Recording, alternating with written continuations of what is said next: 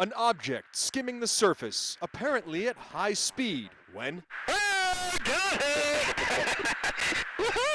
bullseye. The aircraft sensors home in on the thing, the unidentified flying object.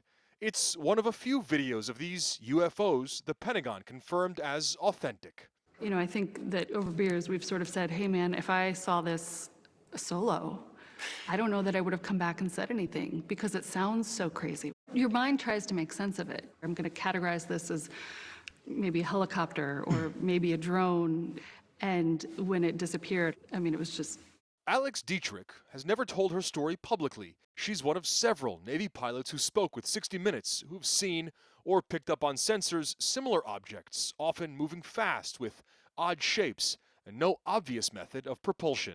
There's definitely something that, I don't know who's building it, who's got the technology, who's got the brains, but there's something out there that was better than our airplane.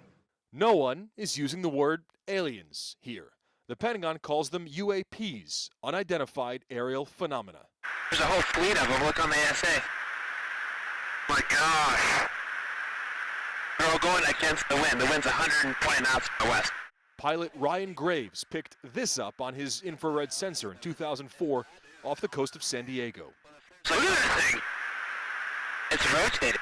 The highest probability is it's a threat observation program. Could it be Russian or Chinese technology? I don't see why not. Late last year, the Pentagon created a task force to look at the nature and origin of UAPs. What are these things? Where do they come from? And is there an intent here? The government sees this as a possible threat, something that may be able to outperform military capabilities.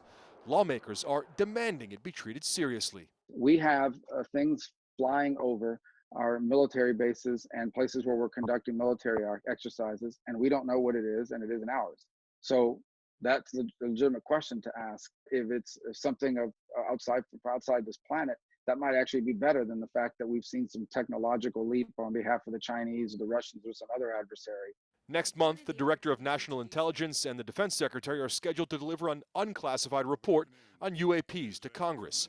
Former Director of National Intelligence James Clapper applauds the transparency, but isn't expecting too much yet. I expect this report will be filled with ambiguity as well, and people, depending on their leanings, will extract what they want out of this report.